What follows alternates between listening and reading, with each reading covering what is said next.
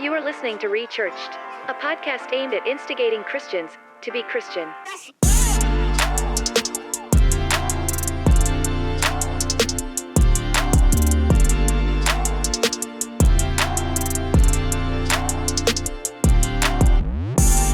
Hey, what's up, everybody? You're listening to Rechurched Podcast. My name is Ethan Hoover, and I'm joined by my co-host, Matthew Mayer. What is up, dude? What's up, guys? Welcome back.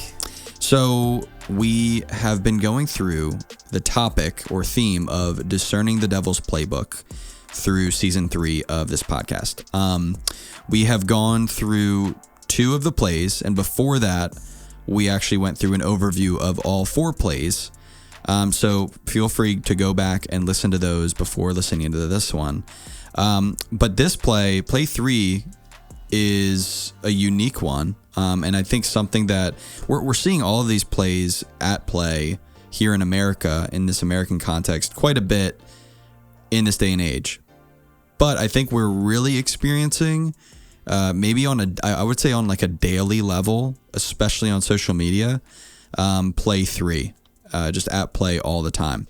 And play 3 is create conflict to groups and nations. So actually one of the quotes that, Matt, you wrote in this play 3, it says this, and I think it's a great jumping off point. It's the way of the devil to take something that has a good definition and misappropriate it to bring division. And I love that line because it kind of captures what we've talked about thus far. We have, obviously, if you've been listening to this, Matt wrote this booklet called Discerning the Devil's Playbook that we're using as sort of our guide for this season. And it creates a juxtaposition and a parallel between Nazi Germany back in the 1930s and 40s and present day America. And it shows you what the devil's playbook was back then and how it affected that whole, the Nazi regime, and, how the same plays are affecting us, not only globally, but also specifically in the American context. And so I think that line is so important because you have a symbol, to go back to the 30s and 40s, you have this symbol of the swastika that was used by Adolf Hitler and his regime that had really a good connotation to it prior to its correlation to the Nazi regime, which was twisted, and it used a good banner with a totally unholy and evil intention. And so the same thing is happening today, where we have so many words nowadays that are banners for either movements or just hot topic words that have, I guess, had past good connotations and now are so twisted because they're used in unholy, unrighteous efforts. Right. So it's really sad, but I think it's really just to kind of catch everybody up. That's sort of what we've talked about, is contradicting the truth. You're using evil masked with this good to contradict the truth, and then ultimately to control the news and narrative, which then leads us to this play 3, which is creating polarization, right? Conflict between groups and nations. So I guess, and feel free to jump in at any point, Matt, but I guess my question is, why would the enemy want to divide, want to polarize groups and nations, if his plan is to ultimately, like we know in Revelation and Daniel, is to have, a one world order, right? And for him to rule? It's a great question.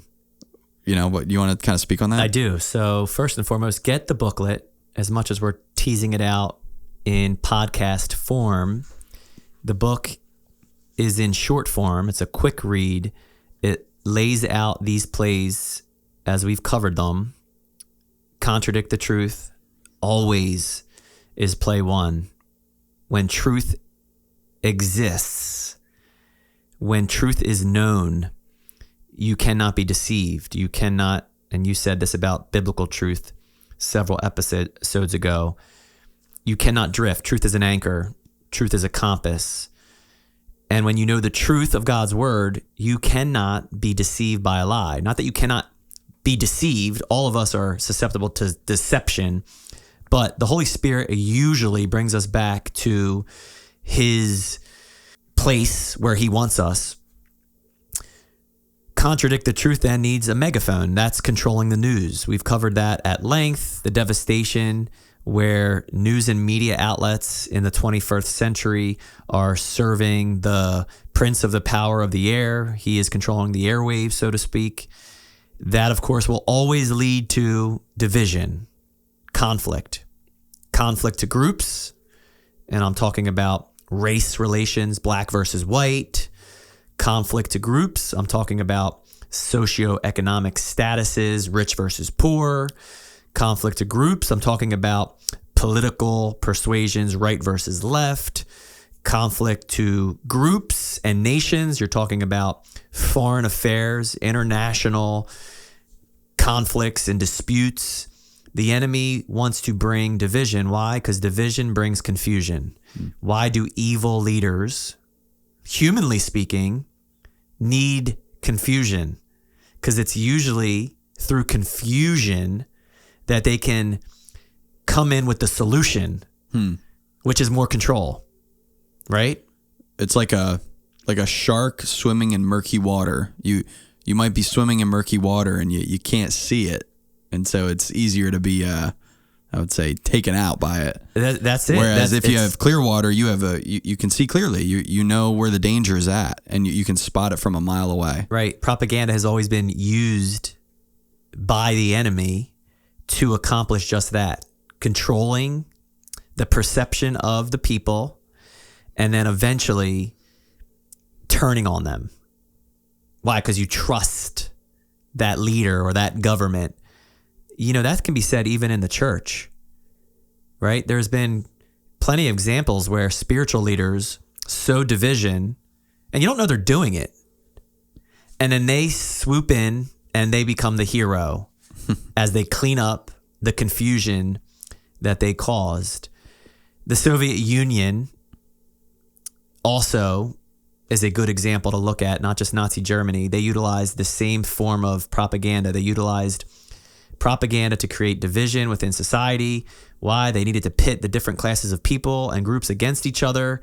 That would allow them to control the information that was disseminated, the public perception of what was happening, and then ultimately maintaining more power. Why? Because people in confusion and division are usually operating in fear and mistrust. So yes, the enemy wants to consolidate all of the world's power. That's where it's all headed. And in the process of bringing division, what you're seeing, the word division, you're seeing a separation. You're seeing those that take God at his word, those that he chooses to use, that group eventually becomes the target of the opposition. If you can have a common enemy, so you could just think about a Russia and a China, right? These world superpowers aligning. They're unified around what? A common enemy. America. They don't necessarily agree with each other. You saw that in the Bible with King Herod and Pontius Pilate, who at times were at odds. And yet it says that they rallied around their common disapproval, if you will, at the time of Jesus. They became friends on that day. So there's something to be said about sowing division in such a way that eventually, if you can get people to be deceived, which is contradict the truth, control the news, bring in that conflict to bear, you can eventually weed out, this is what he's after, weeding out those that are going to stand loyal to God's word and his authority over totalitarian authority. I think it's interesting to note that there's biblically, like you just said, there is a sifting or a separating on both sides happening, like you just said. And I never really thought about it that way, where the devil's plan is to sift out and separate and isolate and divide, obviously to get his agenda.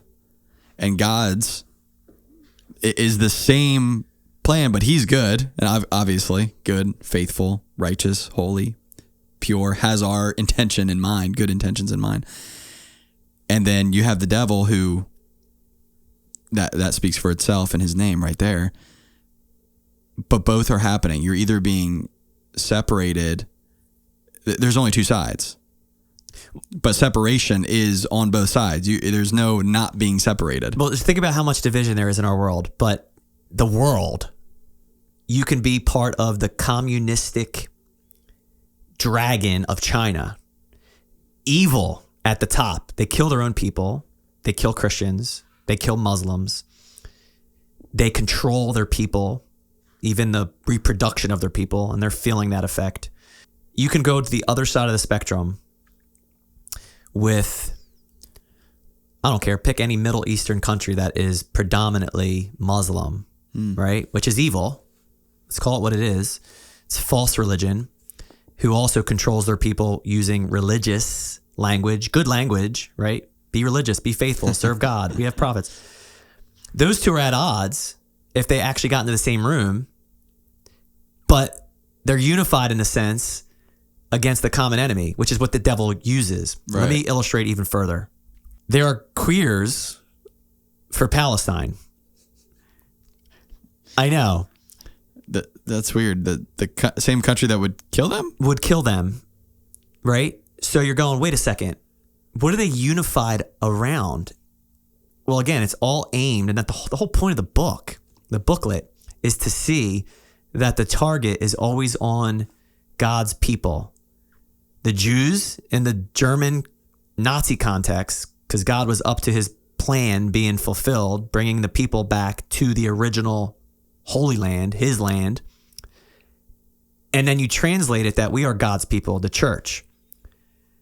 And the enemy is going to cause that confusion in such a way and to bring division. Ultimately, it's all aimed in one final destination. He's going to consolidate all that power, all that deception. So he doesn't care if it's wars and rumors of wars and kingdom against kingdom and nation against nation. He doesn't care if it's sowing lies through pestilences. He doesn't care if it's race relations. He doesn't care if it's identity politics. He doesn't care if it's taking good words like diversity, equity, and inclusivity and like using them. And people are like, no, that's good and that's moral living and we should accept all. Like, he doesn't care if that's the tactic, or he doesn't care if it's outright evil and killing people in open and, shooting up schools. Like, all that's division, because he knows that the world is longing for a leader. And if he's able to sow that much division and confusion, there's coming a day where the world is going to welcome that leader. And that leader has a name. It's the Antichrist. And in the midst of that dynamic, you have those that identify with the true Christ, Christians. So we're going to say, no, we don't agree with Islamic theology. No, that's false religion. You're misleading people. No, we don't believe in sexual immorality. No, we don't believe in communistic and Marxist ideology. No, we believe in inclusivity to include all, but no, we can't include sin in this because God died for us. And like the moment you start touching on those things, you are now the enemy. So the enemies out there of each other align and become alliances against their common enemy, which is ultimately rebellion against God. So welcome to Rechurched. Yeah. That's exciting times to live in. But so I guess you answered my question. Play 3 isn't the end all be all. It is one more play, one more step in the progression that he uses in the playbook, which will lead us to play 4, which really, like, after you create conflict to groups, after you isolate people and sift them out, let's say, and maybe exterminate them even. How do you get there? Right. Right. That's the point, right? Like, how did the Germans get there? From the past 2 plays, really. And play 3. And play 4.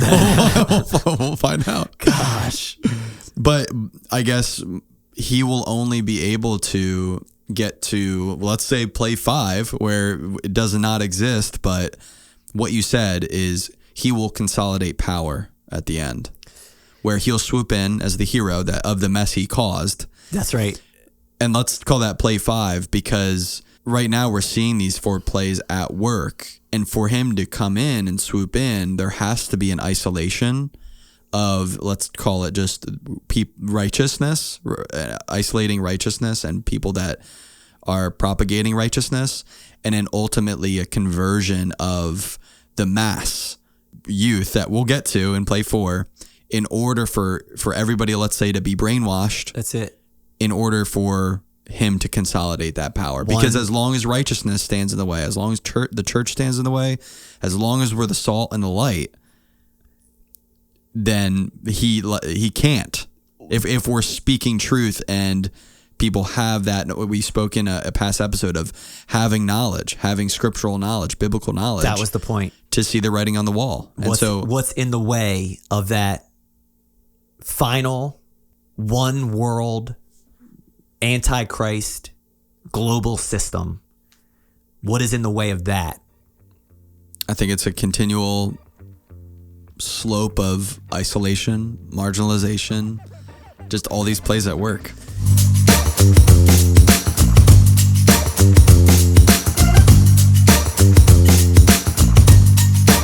Right, so I want to think about a historical, biblical example before we swing into Nazi Germany using the same tactic. And it involved, if you know your history, Emperor Nero was a bloodthirsty, pagan, godless Caesar. Emperor Nero killed millions of Christians.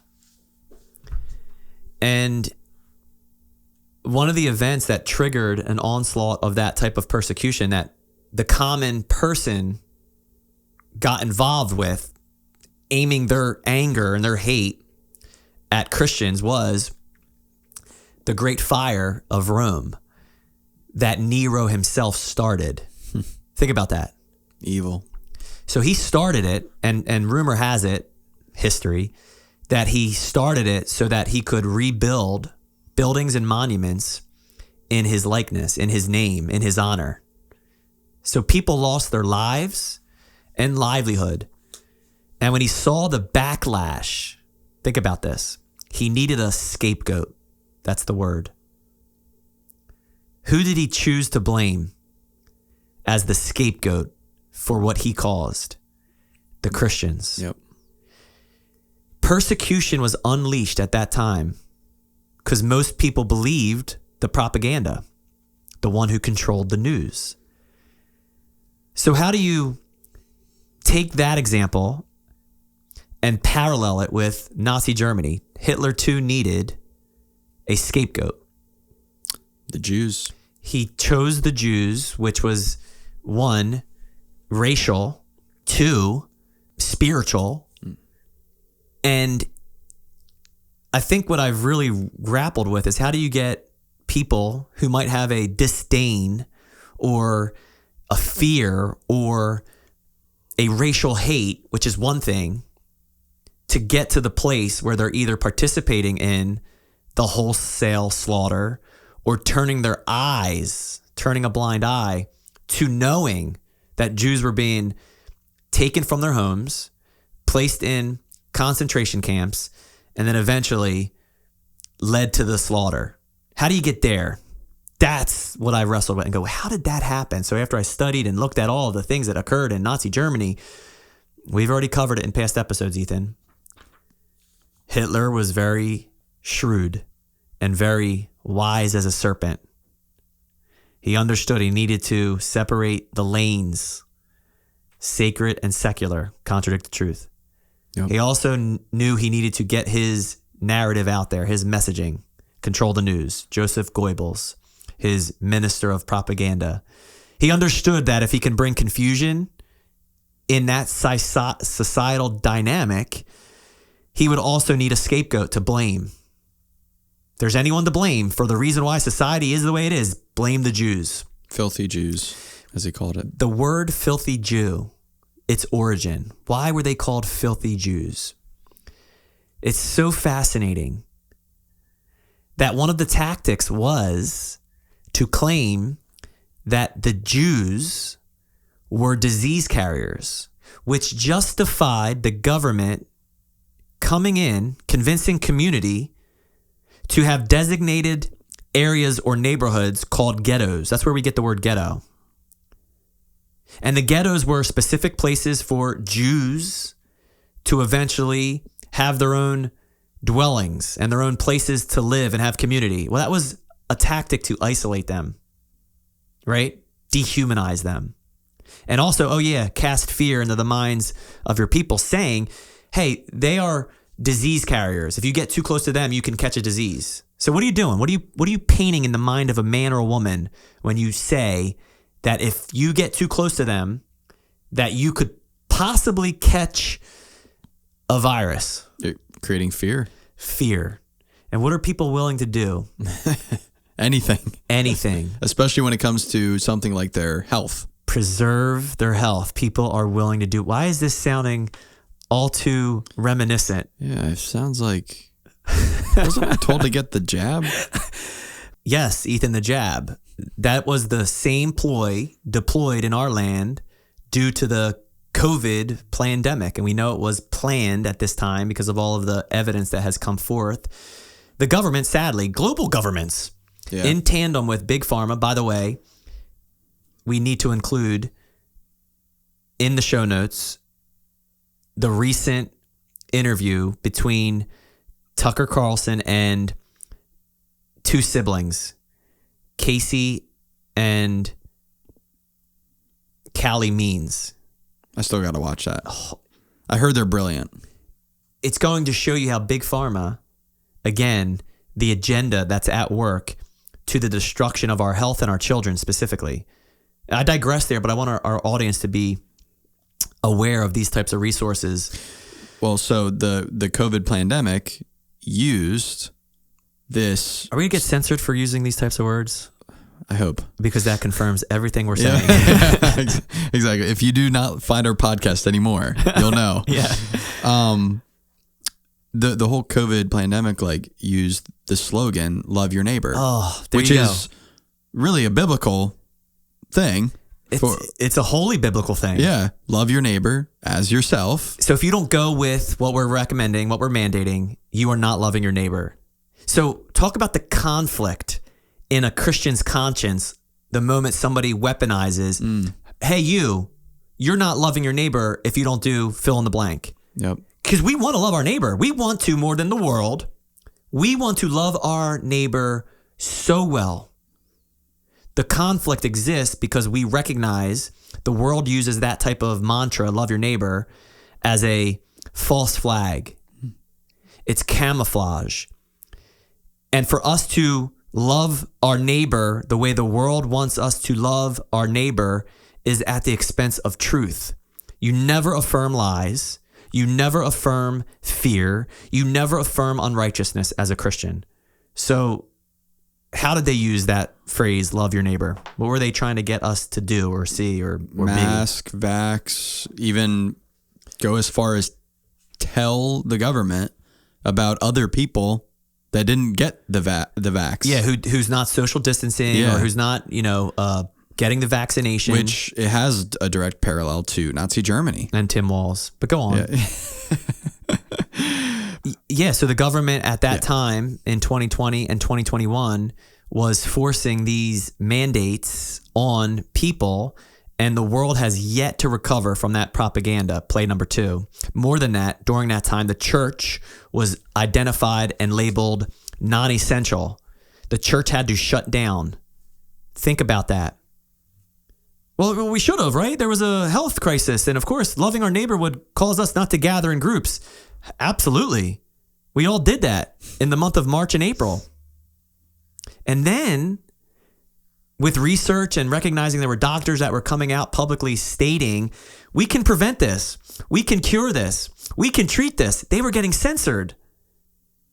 Why were they getting censored?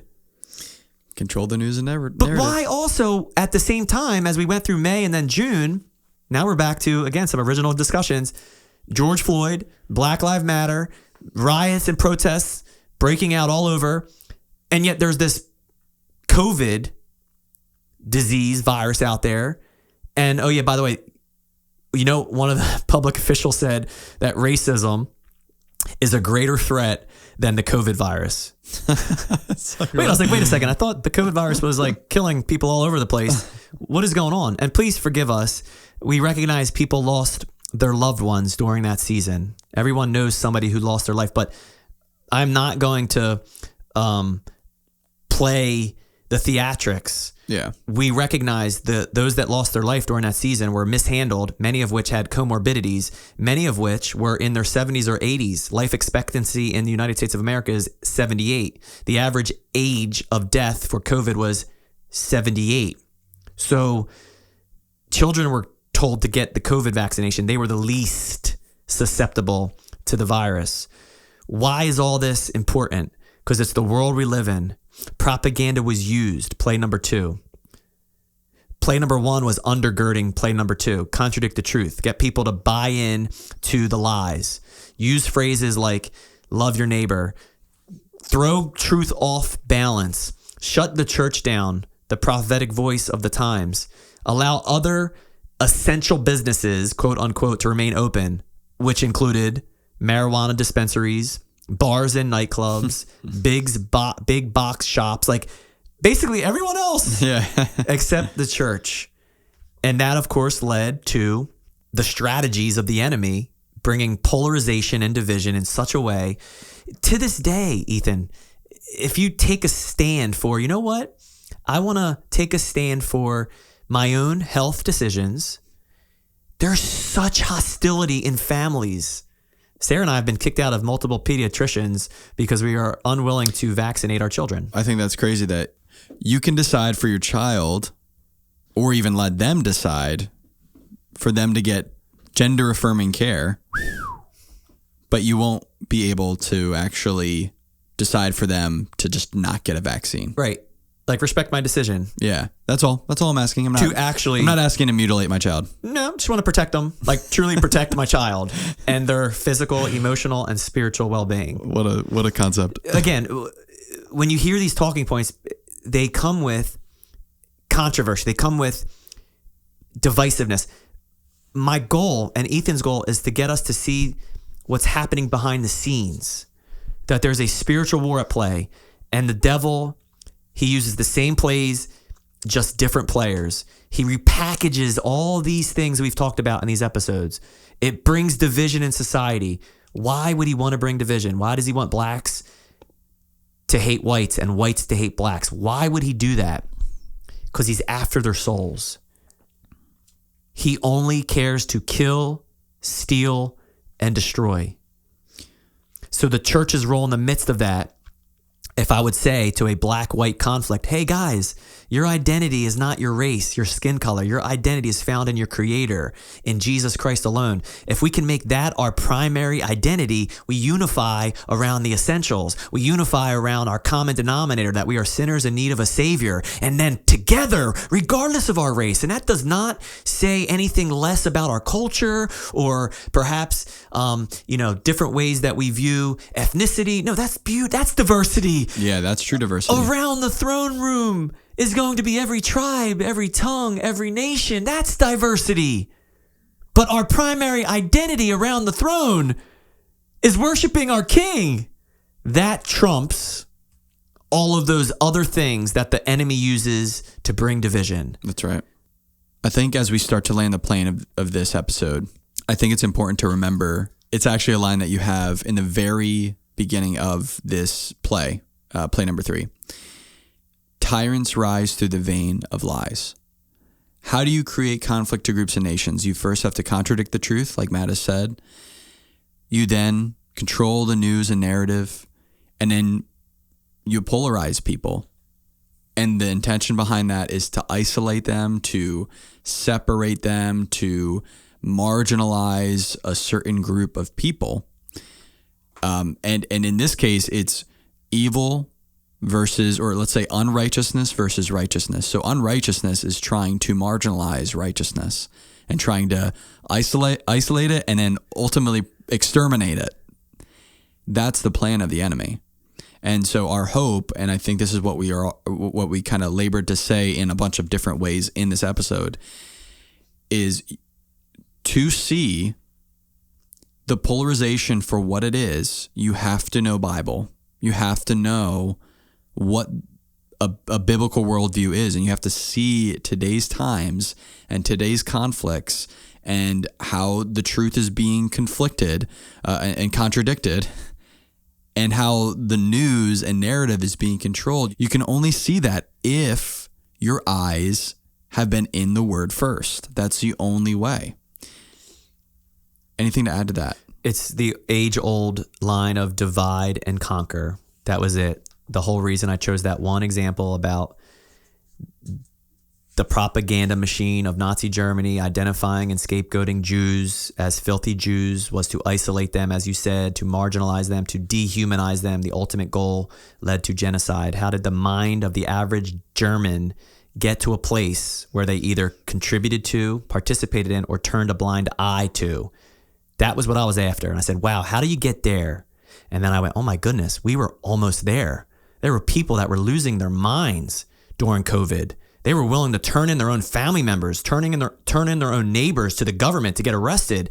There were videos where people were saying they wanted to kill anyone who was unwilling to wear a mask and get the vaccination. Like, that's how you get them there. Yeah. That is why that division mattered. And it was actually happening much worse in like Canada. Holy cow. And maybe in Europe even. That's right. Like we were lucky enough, I mean, we still is unprecedented what happened in America in a democracy, how it was operating as tyrants in a democracy. I don't know how we got there, but governors. Yeah. But we had the least lockdowns, shutdowns, mandates, because you can't steal the liberty of a patriot. Right. Who understands, wait a second, no, this country was founded on freedom. You're not taking away my freedom. Well, you're not loving your neighbor. And therein lies the devil's genius. Taking a good line, misappropriating it to bring division.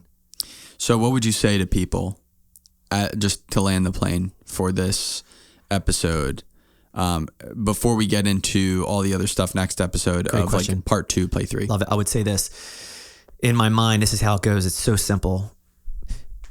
If the enemy's tactic is to contradict the truth, contradiction of truth, the Christian's responsibility should be to stand on the constitution of truth. Truth does not move from under us. We stand on it. It's our stability, our anchor, our compass. If the enemy wants to control the news, the Christian and the church ought to be controlled solely by the good news, the gospel, the word of God. If the enemy wants to bring conflict to groups, hellish conflict to groups, my responsibility, this podcast's intention is to bring heaven's conscience to groups, bringing truth to bear. That's what I would tell anyone out there, to be unwilling to remain silent when truth needs to be spoken, when the gospel needs to be shared, when your faith in Jesus Christ needs to be testified to. Even if consequences fall, even if people don't understand, even when they say you're not loving your neighbor when you don't affirm this lifestyle or this decision or this policy, you say, no, actually, loving my neighbor requires me to tell them the truth because I want to see their souls saved. Because that's all that matters at the end of the day. Everyone will stand to account before God. Everyone, Ethan. Yep. On every side of the aisle, every single one of us will stand to account before God. On that day, I want my conscience as a minister to be clear. My hands do not have blood on them. I want to be a watchman on the wall that sounds the alarm, that sees trends in history so that we don't repeat them. That's why Nazi Germany, which is close in our rear view, I've said this before, objects in mirror are closer than they appear, needs to be studied and heeded so that we can see where we're at and not make the same mistakes. That's why this matters. That's very good. Well, we hope you'll join us next episode for Play 3 Part 2. Yep. If you want to learn more about this podcast, you can visit rechurchedpodcast.com. There you can also learn more about Matt and myself. You can find our social media handles as well there. If you want to learn more about the church that we do this podcast out of, you can visit thelandmark.church. Our church's name is Landmark Church. We're based in Ocean City, New Jersey. And finally, this episode was co-produced by myself and Matthew Mayer and was edited by, and the show notes were done by, Liam Hungate. Thanks for listening. We hope that you'll join us next time. God bless.